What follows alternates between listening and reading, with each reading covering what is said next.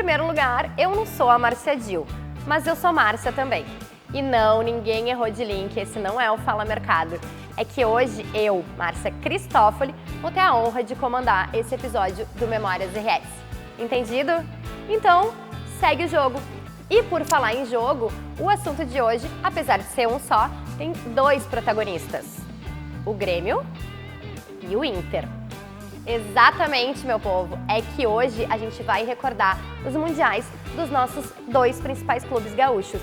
Passar pelo V, Maier dominou de perna direita, levantou para Tarcísio, deixou passar para Renato, preparou de perna esquerda, tira gol! Gol!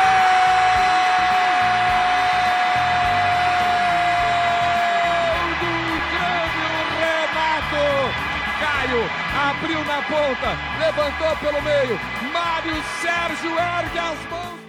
Inter pintando, Luiz Adriano tá livre da banhada e tocou no Gabiru, vai marcar o gol, atirou, gol! Gol!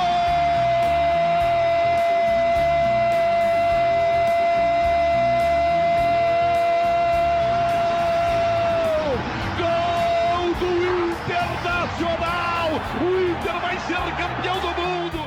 Então, para conversar comigo sobre futebol, é claro que a gente trouxe um craque no assunto. E se lá no Fala Mercado eu sempre saliento o peso dos currículos dos nossos convidados, aqui no Memórias RS não ia ser diferente. Ele é comunicador há mais de 50 anos. Iniciou sua trajetória como discotecário na Rádio Santa Mariense, função que deixou para ingressar na reportagem esportiva. Atuou na rádio e na TV Nacional de Brasília por 10 anos. E aqui no Rio Grande do Sul, ele passou pela Rádio Difusora, que é a atual Band, e depois pela Rádio Gaúcha, TV Guaíba, TVE, Sport TV como correspondente. Mais recentemente, ele também teve na Rede Pampa, na RDC e na Ubra TV. Atualmente, ele mantém um canal no YouTube, o Darcy Filho Sem Off. Comigo no estúdio, Darcy Filho. Seja muito bem-vindo. Muito obrigado, Márcia. É um prazer estar aqui, muito grande mesmo, porque esses encontros assim, eles normalmente nos favorecem muito para a gente poder viver um pouquinho mais com mais alegria, né? É verdade. Bom, para manter a isonomia aqui, a gente vai começar com a cobertura do Grêmio, apenas porque ele foi o primeiro a conquistar o título, que, para quem não sabe, aconteceu em dezembro de 1983. Um ano, aliás, Darcy, bastante marcante para o futebol, porque foi o ano da perda do Garrincha também, né? Inclusive, nas minhas pesquisas lá no meu tema de casa, olha só o que eu descobri. Nesse mesmo ano de 83, teve o roubo da taça Jules Rimet, da Copa de 70, né, quando o Brasil foi tricampeão do mundo. Nelson Piquet se tornou bicampeão da Fórmula 1 nesse mesmo ano. E na comunicação também foi um ano específico, porque foi o ano da estreia do Bom Dia Rio Grande e do RBS Notícias, na época da TV Gaúcha, hoje RBS TV, e também foi no ano que entrou no ar a Rede Manchete de televisão, que tinham 5 emissoras próprias e uma afiliada em Porto Alegre, que era a TV Pampa. Casualmente, 2 emissoras que o Darcy trabalhou por bastante tempo, né? Trabalhei na Pampa, eu trabalhei 2 vezes na Rede Pampa, uma vez na Rádio Pampa e outra vez na Rádio Grenal. E a gente, ao mesmo tempo que trabalhava na Rádio Pampa lá atrás, trabalhava também na TV Pampa. Trabalhávamos, hoje não é mais assim, me parece, mas naquela época era assim. A gente trabalhava nas duas. E na RBS foi TV e rádio? Na RBS foi rádio com trabalhos esporádicos, quando viajava. Trabalhava para a RBS TV. Mas lá foram 10 anos. Foi uma vez só que eu trabalhei lá, 10 anos. Bom, vamos começar? Será que a tua memória tá boa? Eu acho que ela vai precisar de uma aquecida aí, hein? Então vamos aquecer falando exatamente da preparação. O Grêmio, naquela época, se preparou para o Mundial em Gramado e tu já acompanhasse eles lá, enquanto time. Conta para nós como é que foi a tua preparação jornalística. Bem, aquela decisão, ela aconteceu em razão do Grêmio ter vencido, o Grêmio ter vencido a Libertadores. Uhum. E foi a Libertadores tendo sido vice-campeão brasileiro e não campeão brasileiro. E aí veio essa cobertura E aí a exigência era muito grande, era a primeira vez, era um título mundial, era o desconhecido, ninguém sabia nada como era, quanto tempo tinha que chegar, como tinha que fazer, como acontecia, ou deixava de acontecer.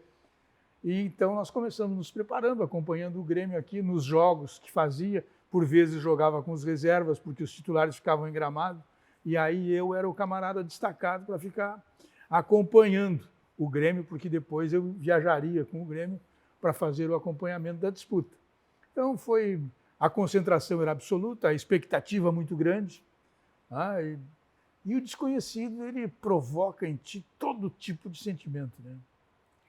Ansiedade. Vai da ansiedade para a felicidade, para o medo, passa por tudo.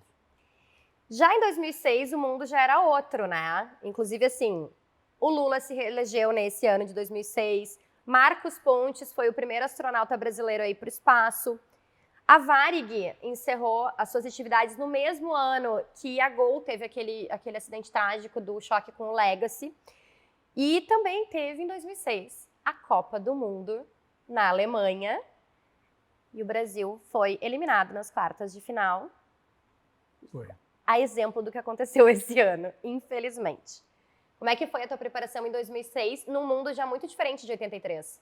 Pois é. Primeiro, para você fazer cobertura, bastava o telefone celular, não precisava de mais nada, né?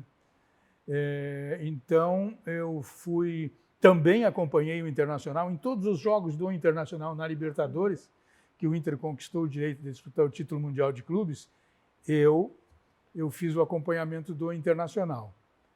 E depois, o Internacional, quando viajou, eu também acompanhei o Inter, estive ao lado do Internacional, mas numa cobertura diferente. Porque a cobertura da Rádio Gaúcha à época ela foi muito mais completa, ela foi ampla, com maior número de profissionais, né? E já agora, essa vez, acompanhando o Inter pela Rádio Pampa, aí viajei apenas eu. Como a Bandeirantes, por exemplo, mandou somente um, que foi o Alexandre Pretzel, e a Gaúcha e a Guaíba mandaram mais. A Gaúcha, como sempre, mandando mais do que a Guaíba. Então, foi o que aconteceu. Era uma cobertura onde tudo era mais fácil, né? Tudo era mais fácil. O jogo já não foi no Estádio Nacional, foi em Yokohama, onde o Brasil tinha perdido o título, onde o Brasil tinha vencido o título mundial em 2002. Então era uma coisa assim, mas você tinha que, porque a questão dessas coberturas é que você tem que fazer o diferente, porque nesses momentos a televisão chega a ser rádio. Os caras ficam trabalhando na televisão, fazendo rádio, brincando de fazer rádio na televisão, porque tem recurso para mostrar imagem de todo lugar, sim, fala de todo lugar. Hoje eles colocam o telefone celular também no ar na televisão. Mas não era assim ainda, né? Não era, mas já era muito mais. Já era melhor do que 83. Sim, não, mas tinha telefone celular. Em 83? Em 86. Em 2006. Ah, tá, não, em 2006 sim. Então, era muito mais fácil de trabalhar, muito mais fácil. Por falar e nessas facilidades, acho que é muito legal a gente fazer um outro paralelo, que em 1983, quando o Darcy foi para o Japão, ele levou mais ou menos 300 fios e cabos, ele mesmo fazia técnica com os colegas, e em 2006, né, como tu disseste, foi com um celular e um carregador, aliás, um computador, desculpa. Como é que foi essa diferença técnica para ti? Não, porque os cabos, 300 metros de cabo, é para você colocar você instala um cabo, uma ponta, você instalava uma ponta na cabina da transmissão, onde ficava o narrador e o comentarista, e a outra ponta ia com você lá para baixo para você se movimentar pelo vestiário, pela pista. Então, carregando um fio. E depois, em 2006, não teve a transmissão direta de lá pela Rádio Pampa, apenas a minha participação, e eu fazia por telefone, aí eu usava o telefone, então eu não precisava de fio para fazer a transmissão, não precisava. O que eu fazia, aí sim, e como eu já tinha uma experiência na relação com os outros repórteres que foram, eu chegava num aeroporto, por exemplo, Paris. Lá eu já ligava o telefone celular e, antes de mais nada, já fazia uma chamada para o Brasil para dar um boletim do que estava acontecendo. Ah, que legal. E quando tinha regiões que não era permitido falar com o celular, eu brincava que estava falando com o celular e falava bem alto para mexer com os meus colegas concorrentes, para eles ficarem loucos comigo. Porra, esse cara está se arriscando em fazer a matéria e tal. Eu não estava fazendo nada, não estava saindo nada no ar, eu estava só fazendo uma provocação. E a gente, quando fala de preparação e de técnica, a gente também tem que lembrar que tu tá indo pro Japão, né? Sim. E pelo que a gente conversou, assim, tu não fala japonês? Não, até hoje. Apesar de ter ido pro Japão mais de uma vez, né? Fui 3 vezes. Mas como é que... Isso deve ter gerado alguns perrengues, como a gente brinca, Sim. os perrengues chiques. Sim, Eu sei que tem uma história de um taxista aí. taxista. Como é que aconteceu isso? Foi na de 83 ou na de 2006? 83. Foi no dia da decisão, no Estádio Nacional, onde o Grêmio jogaria contra o Hamburgo. Eu cheguei na saída do hotel, eu pedi para o camarada me dar da recepção, dar o endereço do Estádio Nacional por escrito e em japonês. Perfeito. Aí Porque a gente consegue se comunicar de alguma forma, Claro, né? Nem que claro. seja por gestos. Claro. Aí saí lá, o motorista ficou todo faceiro, eu mostrei para ele, ele olhou e me levou num outro lugar, embora tendo lido. Aí eu cheguei, ele me levou para um lugar que não tinha ninguém. Faltava 2 horas para começar o jogo, tinha que estar muita gente, né? Aí E eu agora? peguei e falei para ele, no here, e entreguei o bilhetinho para ele. Aí ele fez sinal para mim, pegou o taxímetro, desligou o taxímetro, disse que não ia cobrar nada, fez um gesto, entendi que não ia cobrar nada, e me levou até o estádio sem me cobrar a corrida, porque ele errou. Ele errou. Cobrou a corrida até ali, né? Até aquele local. Depois, pra frente, era Isso tudo- para mim, me diz 2 coisas. A primeira é que tem comunicações gestuais que são universais, Sim, né? sim. Quando alguém diz pra ti, faz assim, calma, Ah. né? E a outra questão é, quando ele desliga o taxímetro, tu não achou que pudesse acontecer, sei lá, te levar pra algum lugar? Não bateu medo? Não, porque os caras são geniais, sabe? A educação, Mas, claro. a postura dos caras, a cortesia com que eles te tratavam, assim, era realmente impressionante. Eles tentavam de uma forma...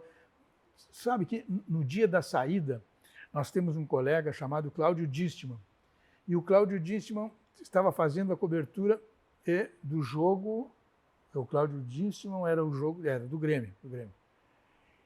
Nós saímos do hotel e o Cláudio Distman esqueceu a leva-tudo, que a gente chamava na época.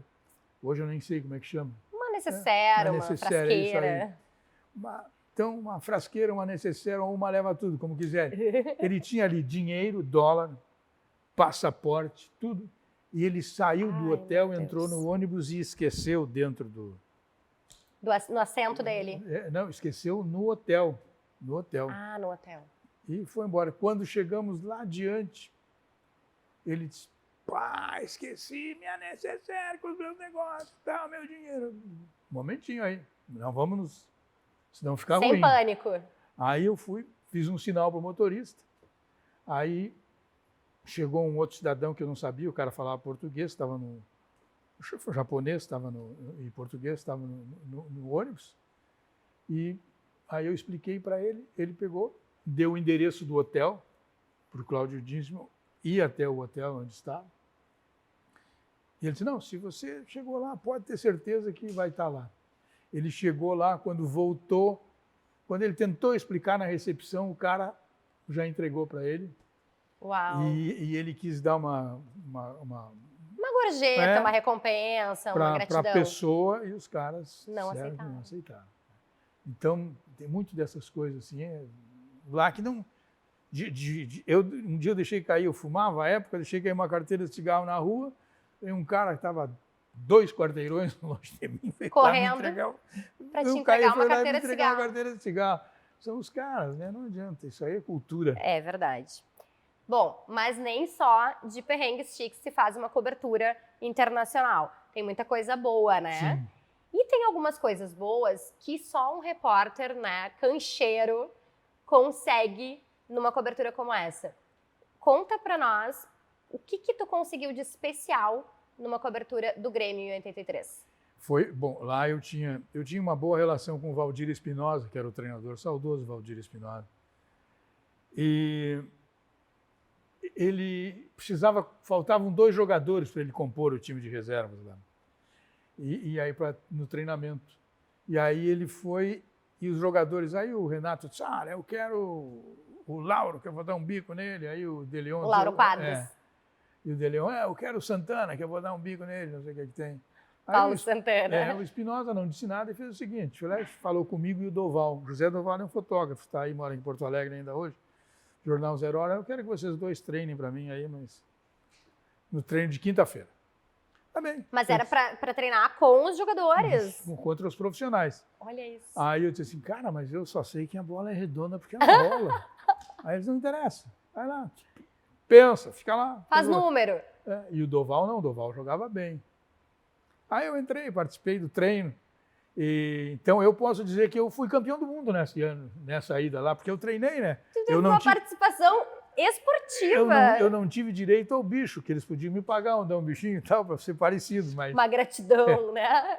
Mas naquela época também a gratificação não era nem perto do que se paga hoje. Sem dúvida. E também em 83 teve alguma coisa num vestiário que tu conseguisse algo muito exclusivo. Pois é, foi nesse dia aí, e os caras da Guaíba que estavam lá, que a briga era Guaíba e Gaúcha. Sim. Aí na Guaíba estava lá o Lauro, o Ranzolin, o Belmonte e o Joabel Pereira. E eu pela Rádio Gaúcha com o Haroldo, o Rui, o Paulo Santana. E aí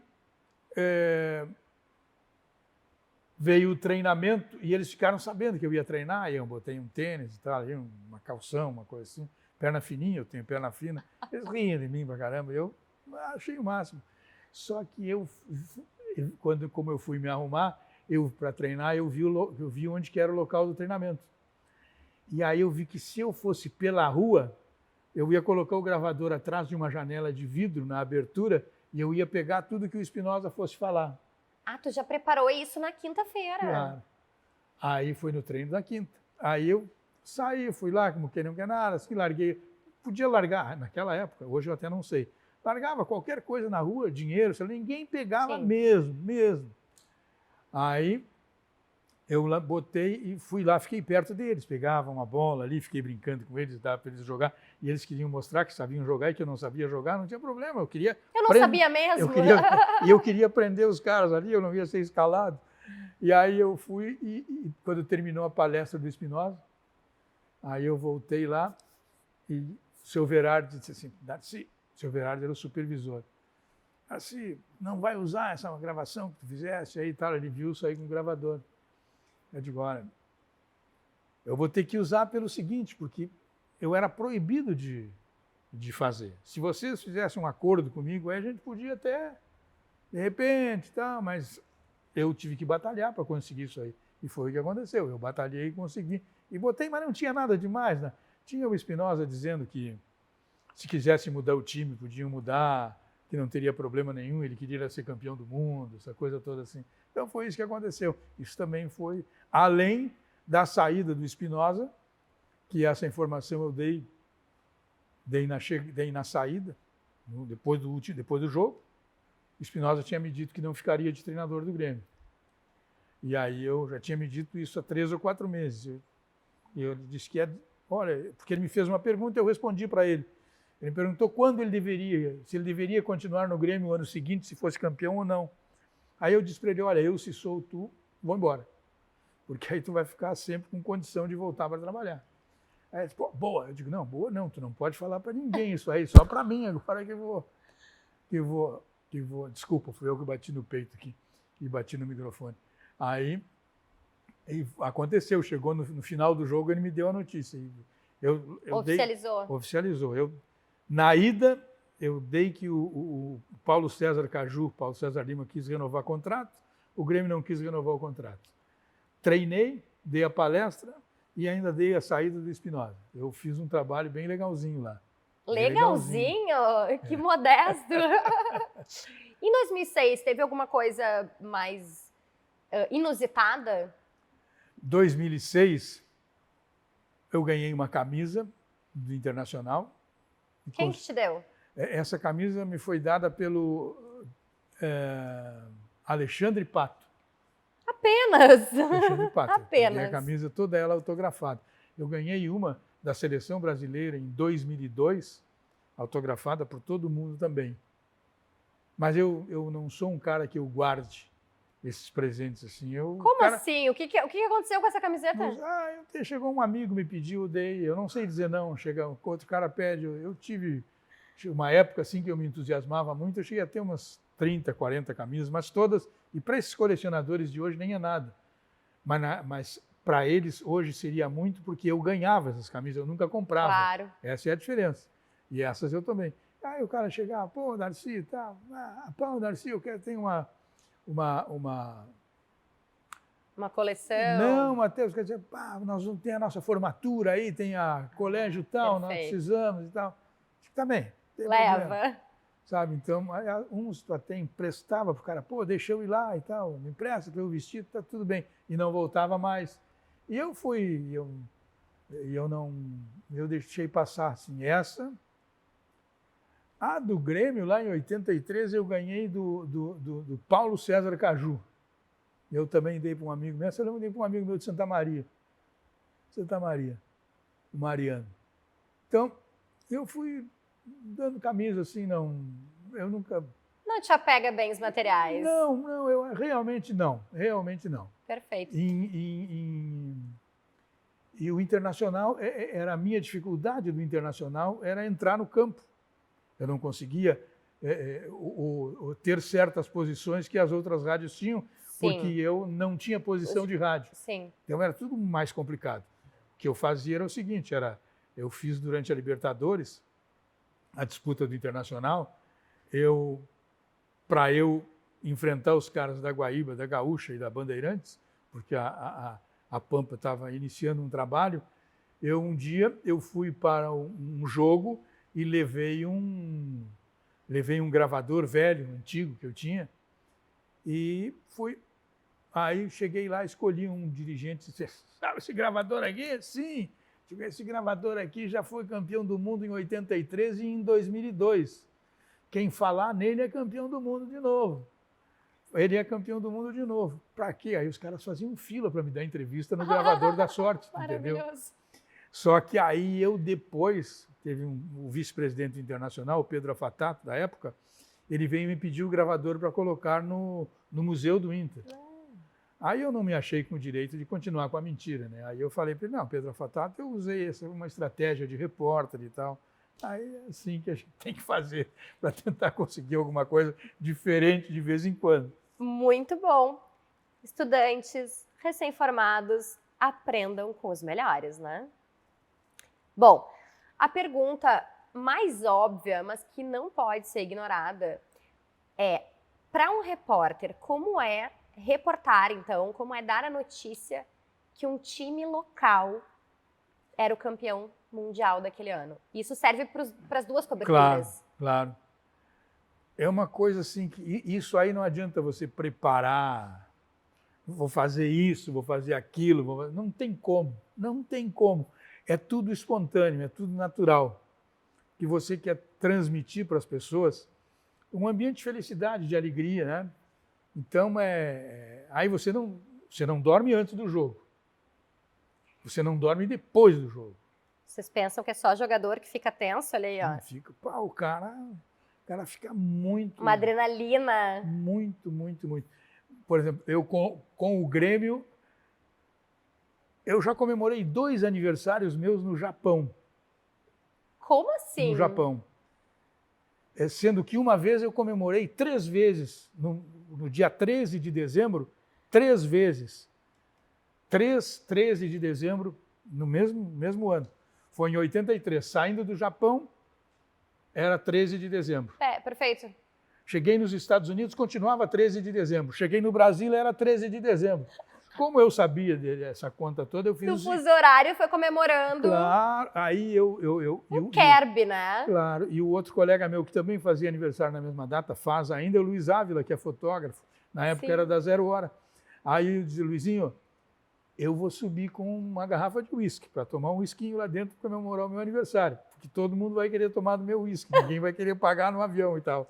Não, tá bem. Aí eu também vou. E aí, então, nós dois comemoramos 3 vezes o aniversário. Depois, com o Internacional campeão do mundo, eu estava lá no dia 13 de dezembro, aí só pode ser uma vez, porque fiquei no Japão, não saí do Sim, Japão. sim. E aí comemorei uma vez o meu aniversário. Então, no Japão, eu já comemorei 2 vezes aniversário. 2 vezes aniversário. Mas e teve presente de aniversário melhor do que noticiar Não, mas essas vitórias? Espetacular, espetacular, espetacular.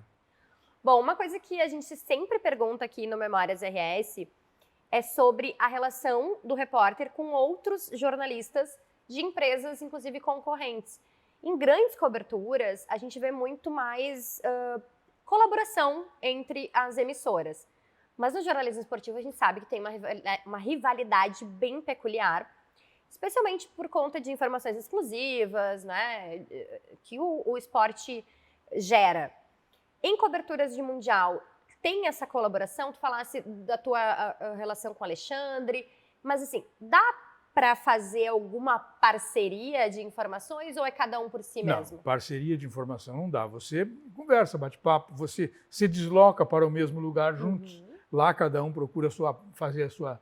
Até combina, olha, nos encontramos daqui a 2 horas aqui depois do treino, e a gente conversa e tal, mas estabelecer parceria de trabalho a gente não faz. Não faz. Como é que eu vou te... porque aqui no Rio Grande do Sul isso é muito forte. O que eu vou contar agora, é uma coisa assim fortíssima.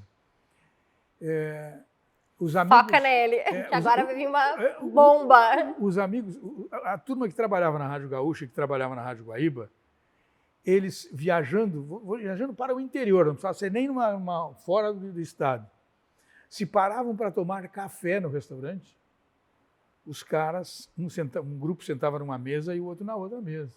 Uau. Um almoçava de um lado e o outro, como se fossem assim, os caras olhavam. Inimigos, não eram só concorrentes. Claro, por favor. Aí eu sacaneava os caras, pô, que bobagem, senta aqui, sai para ali. Eu fui um dos camaradas que quebrei um pouquinho isso aí, ajudei a quebrar esta relação. Agora, a de trabalho, não. A de trabalho, eu chegava eu fazia até que ia embora dos locais, para os caras pensar que eu ia embora, e eu saía por um portão do estádio e voltava pelo outro, entendeu? Para dar o drible no adversário. E eles faziam a mesma coisa, né? Então, mas a relação não era legal. Não era legal. Não era legal. Não era. Muitos, inclusive, trabalharam juntos antes, se separaram e depois trabalharam juntos de novo, mas mantinham uma relação que não era legal. Uau!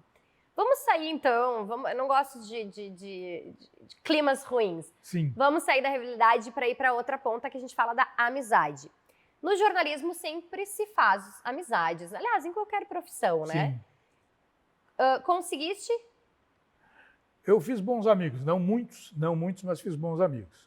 Quem são eles? Eu sou meio chato para esse negócio, assim. Eu sou meio... Admito. Eu reconheço isso aí, sabe? Também não gosto de perturbar as pessoas. Quero que os caras me aceitem como eu sou, e se não me aceitarem como eu sou, paciência, eu vou procurar minha turma, entendeu? Porque eu também sei procurar minha turma. Então eu tenho o quê? Quem é que eu... Tu deve ter conhecido um senhor chamado Paraguaçu Farias. Vovô. Paraguaçu Farias foi meu colega na Rádio... Eu fui colega dele na Rádio Pampa, saudoso Paraguaçu, me dava muito bem com ele. Era uma pessoa muito querida. Até há pouco eu falava contigo aqui, ele tinha uma letra, uma caligrafia muito bonita. Veio um detalhe dele que é para saber que eu conhecia, porque não adianta você dizer, não, eu conheço e não conhece o cara, entendeu? O Antônio Augusto foi um sujeito das minhas relações, o Silvio Benfica, um sujeito das minhas relações, o Alexandre Pretzel, o Roberto Brauner, que daqui a pouco escapa um outro nome, e eu quero que entendam que não é uma gafe, é só um lapso. Então, tem aí hoje o Cristiano Silva, o Cristiano Oliveira, tem quem mais? Os caras que... O Marco Antônio Pereira, o Pedro Ernesto, sabe? Então eu me dou com bastante gente, gosto dessas pessoas. Agora também, não me tenham como inimigo, porque eu sei ser inimigo, sabe? Eu sou bom como amigo, mas eu sou melhor ainda como inimigo. Porque eu sei como é que é. No mundo de hoje, se o cara puder pisar em ti, ele pisa mesmo. Infelizmente. Né? Então, tu tem que te defender bem. Darcy, no esporte propriamente dito, no futebol propriamente dito, dá para fazer amigos? Essa relação fonte-repórter vira uma amizade em algum momento? Olha, é muito raro.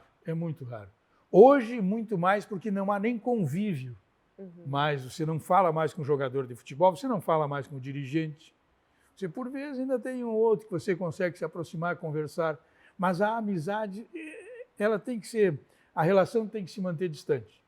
Sem favores de lado a lado, que é para não misturar, né?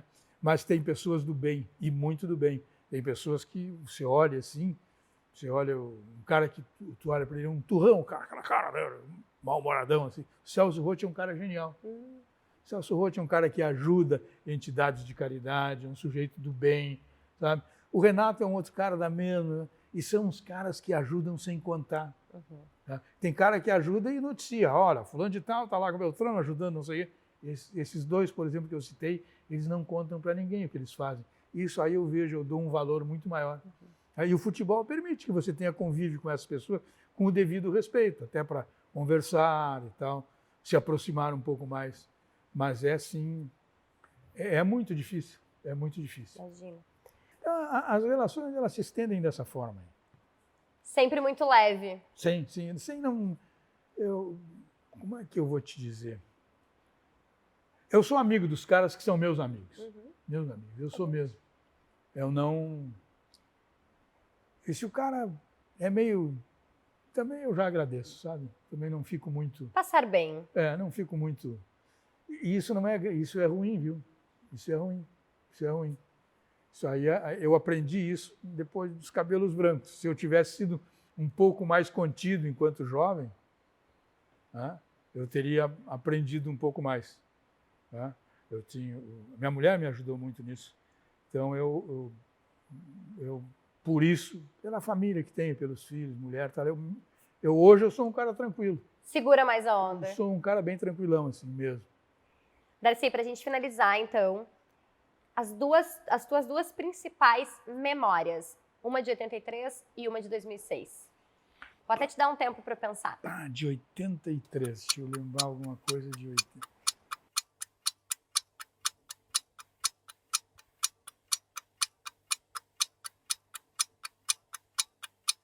De 83, na ida para o Japão, o Figueroa viajou no mesmo avião do Grêmio. Ele foi participar de um jogo amistoso de estrelas do futebol sul-americano contra um time lá dos Estados Unidos, que eles fizeram alguma coisa assim. E o Figueroa viajou no mesmo avião e foi conversando com os jogadores, batendo papo, me deu entrevista, tiramos foto, enfim. 83 é essa aí. E a volta de 83 ainda, eu não escrevi isso no Guinness Book. Olha aí. Isso aí eu transmiti de dentro do avião do Grêmio, do Rio de Janeiro até Porto Alegre, entrevistando pessoas. Porque de dentro do avião.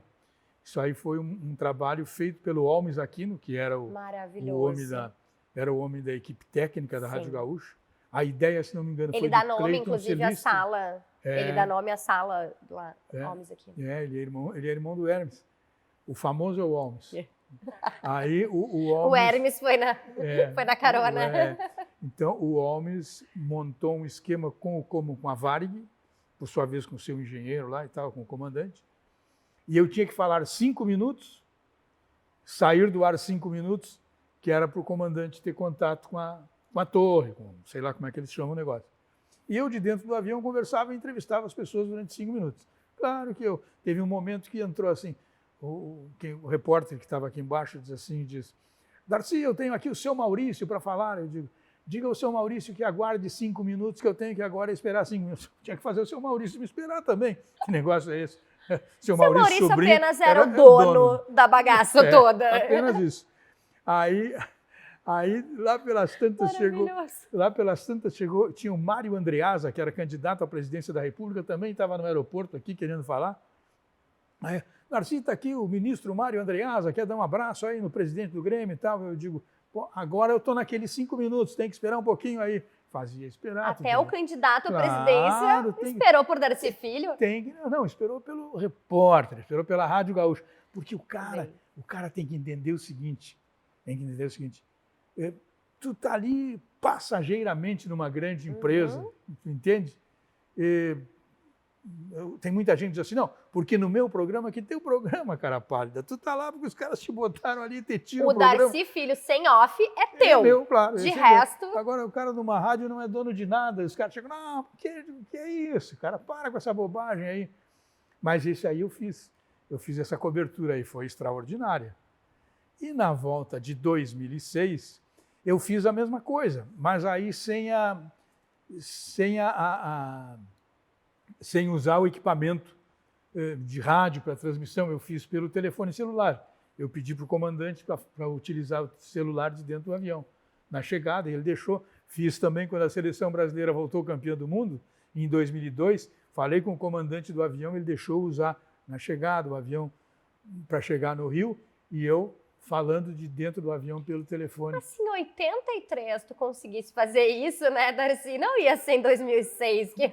Pois é, 2006 e 2002. Mas aí em 2002 chegou o Rogério Ceni para mim e disse assim, como é que você está usando o telefone aqui dentro do avião, não pode? Eu digo, você acha que só você é responsável aqui nesse voo? Acho que não, eu sou responsável. Se eu estou fazendo é porque eu estou autorizado a fazer. Rogério Ceni, esse cara que foi o goleiro, terceiro goleiro e hoje é treinador de futebol e tal. Mas os caras acham que eles sabem tudo, que eles são capazes de... A ideia básica dos caras é a seguinte, é que o jornalista, eles têm a ideia que o cara está sempre pedindo, o repórter está sempre pedindo para eles, me ajuda aí, me fala. Não é assim. Né? Tem que ter uma troca, né? Tem duas mãos, eu vou fazer isso. Pode fazer, posso. Se não posso fazer, o que eu mais gosto de ouvir é dizer que eu não posso fazer. Enquanto repórter, não pode fazer. Esconder a escalação de time, mas que alegria que o treinador dizer, não, hoje não vou dar a escalação do time, mas que coisa boa que tu não vai dar a escalação. Porque assim eu posso descobrir. Eu vou trabalhar, claro. Assim tu vai. Assim eu vou poder trabalhar. Às vezes que eu tentei fazer uma brincadeira assim, eu me dei mal, foi com o Joel Santana, um treinador que tem no Rio de Janeiro. Claro. Né? Ele, diferente de mim, eu pinto a sobrancelha de preto porque eu sou econômico. O Joel Santana, pinta os cabelos. Pinta os cabelos. E ele chegou um dia numa entrevista todo faceiro, brincando e tal. Eu não tinha intimidade com ele, não tinha, com poucos tive. Aí eu cheguei para ele e disse assim, professor, eu comecei a chamar treinador de professor quando eu fui ironizar e o cara gostou, e aí eu passei a chamar todo mundo de professor.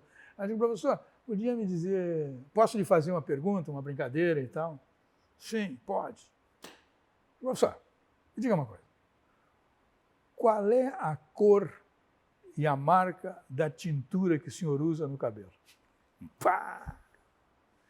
Ele disse assim, não gostei da brincadeira e gostaria que retirasse a brincadeira. Eu levantei as mãos, digo, está retirada a brincadeira, professor, desculpa. Não está mais aqui quem brincou. Mas eu achei uma graça. Como é que o cara que depois serviu de palhaço para o mundo inteiro falando em inglês, mal e parcamente falando inglês, agora o cara que ficou bravo porque eu perguntei para ele a cor dos cabelos. Mas eu entendi. É que se eu pagasse, ele deixava eu brincar. Como os caras pagaram para ele, deixaram ele brincar com o português, com o inglês dele. Sim. Aí a gente está falando de uma publicidade, né? Bom, gente, é com esta aula de jornalismo esportivo de hoje que nós encerramos o Memórias RS. Inclusive, que essa entrevista dê sorte aos nossos clubes, o Grêmio e o Inter, que o Gauchão está logo ali. É verdade. Obrigada, Darcy. Márcia, muito obrigado para ti. Prazer em te encontrar, sabendo da tua origem familiar, não é? Do Paraguaçu Farias, que eu tive a honra de trabalhar na Rede Pampa. Muito obrigado pelo carinho, essas coisas fazem muito bem pra gente. O cara que diz, eu não gosto de dar autógrafo, eu não gosto de... É um mentiroso. As pessoas gostam de carinho, gostam de ser elogiadas. E gostam de ser lembrados, né? Gostam. É muito ruim lembrar das pessoas depois. O cara não fica sabendo. Pelo menos não veio ninguém me contar até hoje que foi homenageado depois que partiu. Ninguém te contou. Ninguém me contou. Perfeito. Muitíssimo obrigada. E agora sim, para vocês que nos acompanham, curte, compartilha, comenta joga pra galera, como diz a nossa produtora, que eu te espero. Eu não, desculpa. A gente te espera no próximo episódio. Até lá!